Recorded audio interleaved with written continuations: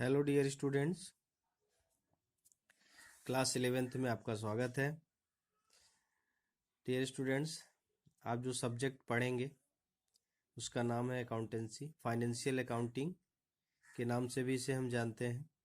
ये पूरे 100 मार्क्स का ये है, जिसमें आपका कुल 21 चैप्टर्स हैं, आप कवर करेंगे। और इसमें जो फर्स्ट चैप्टर है, फर्स्ट चैप्टर का नाम है इंट्रोडक्शन टू अकाउंटिंग। आपको बता दें कि क्लास 11th जो अकाउंटिंग का आप पढ़ेंगे ये बेस माना जाता है।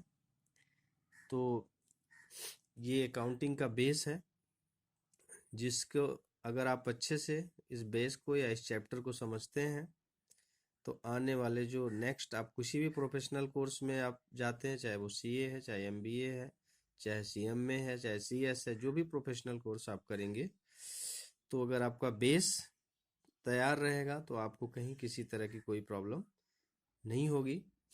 तो आज हम लोग जो फर्स्ट चैप्टर, इसमें कुल 21 चैप्टर में जो फर्स्ट चैप्टर है जिसका कि नाम है इंट्रोडक्शन टू अकाउंटिंग, तो हम लोग इसके बारे में पढ़ेंगे। सो स्टूडेंट्स, जैसा कि हम सबसे पहले ये जानेंगे कि ये अकाउंटिंग होता क्या है, या इसकी हमारी प्रैक्टिकल लाइफ में या हमारे लाइफ से इसका क्या हमें बेनिफिट्स मिलता है, या आगे हमें इसके बारे में क्या स्कोप होगा। हम ये सारी बातें इस इंट्रोडक्शन अकाउंटिंग के इंट्रोडक्शन चैप्टर्स में ये सारी चीजें हमें समझनी है। देखिए, जैसे आप कोई भी चैप्टर्स या कोई भी सब्जेक्ट आपने अभी तक पढ़ा है, इवन मैथ ने पढ़ा होगा या इंग्लिश पढ़ा होगा।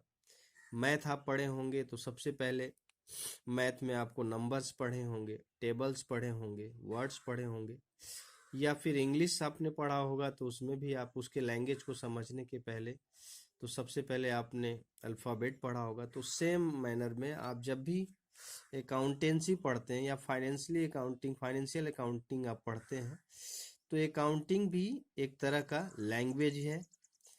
इस लैंग्वेज से हम किसी भी बिजनेस फर्म के बारे में अच्छे से समझ पाते हैं, या उसके बारे में सारी इंफॉर्मेशन, सारी कंक्लूजन हमें पता चलती है।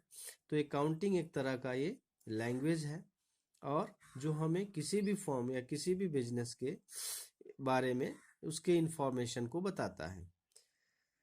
तो इस तरह से अकाउंटिंग की अगर हम मीनिंग की बात करें तो अकाउंटिंग इज ए प्रोसेस, या इसको आर्ट भी बोल सकते हैं। तो accounting is the process of identifying, recording, classifying, summarising and communicating financial information.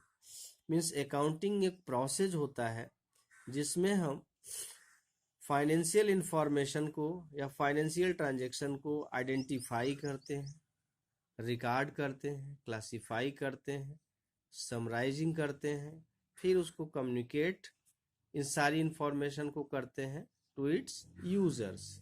जो भी हमारे यूजर्स हैं उनको हम ये सारी इंफॉर्मेशन प्रोवाइड करते हैं, बताते हैं, और फिर ताकि उससे करेक्ट डिसीजन लिया जा सके। तो इन सारे ये जो प्रोसेस हैं, ये जो इसकी मीनिंग है, इसको वन बाय वन हम इसके कैरेक्टर से ज़्यादा अच्छे से समझ पाएंगे।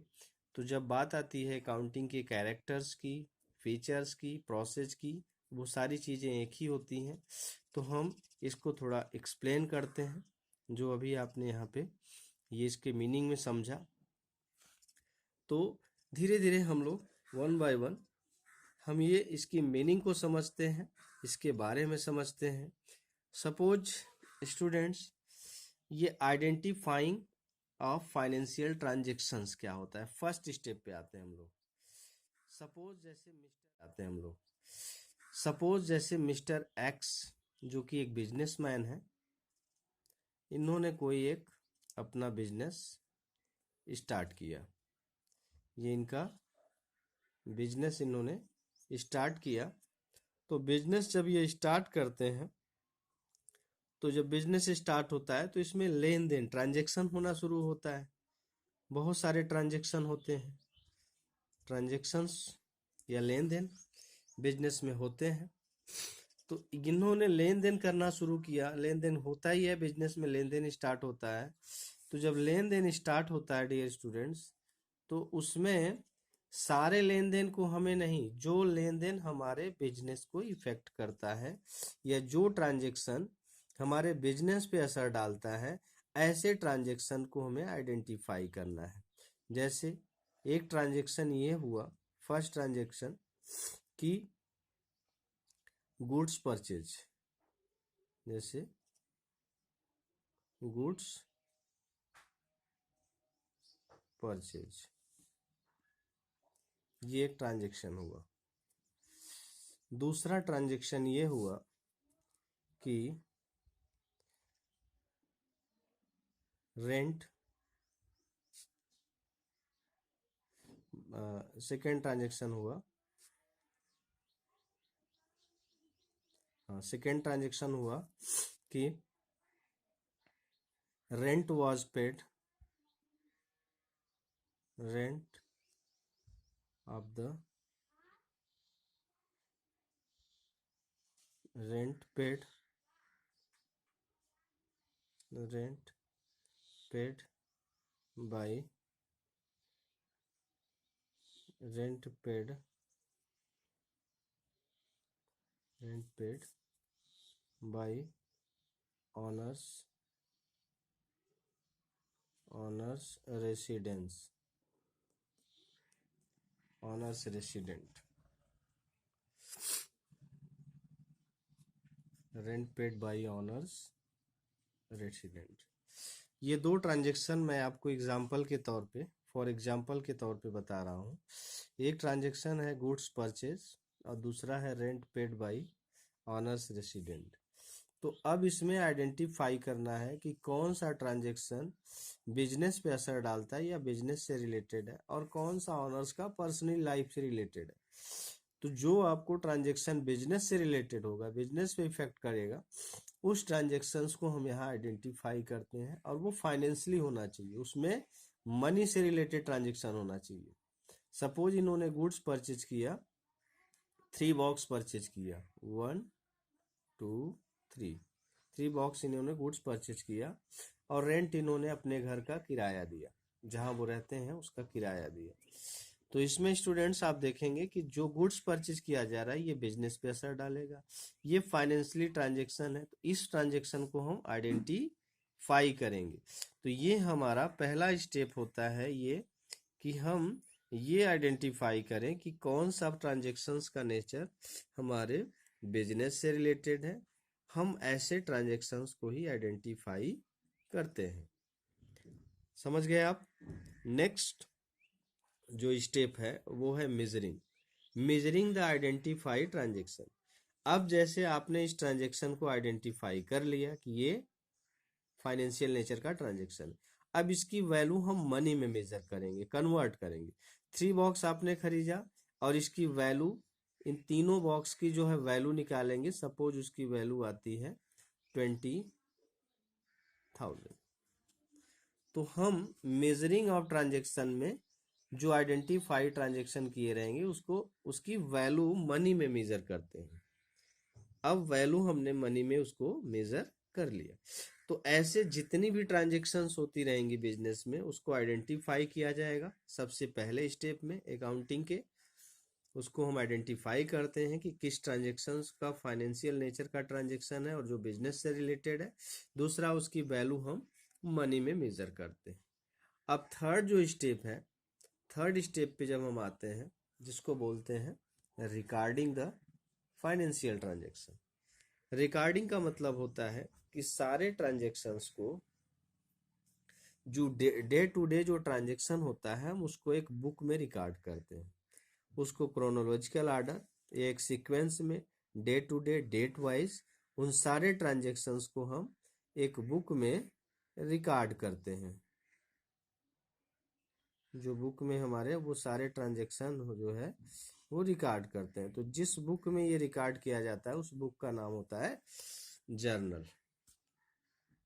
तो जर्नल के नाम से ये बुक जानी जाती है, जिसमें हम सारे ट्रांजेक्शन, जो भी फाइनेंशियल नेचर के ट्रांजेक्शन को हमने आइडेंटिफाई और मनी में मेजर किया हुआ है, उसको हम डेट वाइज सारे लेन देन, फर्स्ट जेन को, सेकेंड जेन को, थर्ड जेन को, या जैसे जैसे डेट वाइज वो लेन देन होता रहता है, उन सारे लेन देन को एक बुक में रिकॉर्ड करते रहते हैं, जिस बुक को हम किस नाम से जानते हैं? जर्नल के नाम से। ओके, तो इस तरह से हमने थर्ड ट्रांजैक्शन के बारे में समझा। अब इसमें जैसे हमने कोई गुड्स परचेज किया उसको भी रिकॉर्ड करेंगे, कोई गुड्स हम सेल कर रहे हैं उसको भी रिकॉर्ड करेंगे, कोई हमने किसी को कैश पेड कर दिया उसको रिकॉर्ड करेंगे। तो सारे each and every transaction sequence wise, date wise, एक क्रोनोलॉजिकल ऑर्डर में हम सारे ट्रांजेक्शन्स को यहाँ पे रोज का रोज, डेली टू डेली बेसिस पे जैसे जैसे ट्रांजेक्शन होता जाता है हम रिकॉर्ड करते हैं। सो डियर स्टूडेंट्स, हमने 3 स्टेप्स अभी पढ़ा है अकाउंटिंग का। पहला जो था वो आपका आइडेंटिफाइंग, दूसरा मेजरिंग, तीसरा रिकॉर्डिंग, और चौथा जो होता है वो होता है क्लासीफाइंग। क्लासीफाइंग क्या करता है कि जैसे इस बुक में हमने अपना परचेज का भी रिकॉर्ड किया, सेल का भी रिकॉर्ड किया, कैश का भी रिकॉर्ड किया, तो जितने भी ट्रांजेक्शन रिकॉर्ड होते हैं, बाद में करते क्या है, इसको हम क्लासीफाई करते हैं। क्लासीफाई मीन्स होता है कि अलग अलग हेड्स बनाए। एक ट्रांजेक्शन जो परचेज परचेज परचेज, जब कई बार हम एक दिन में कई बार परचेज होता है, कई पार्टी से परचेज होता है, सेल भी हम बहुत सारे बार सेल करते हैं, तो उसको हम एक सेम नेचर का जो ट्रांजेक्शन होता है, when a transaction related to same nature recorded separately in a book, separately अलग अलग हम उसकी बुक बना लेते हैं। सपोज जैसे हमने एक बुक बना लिया,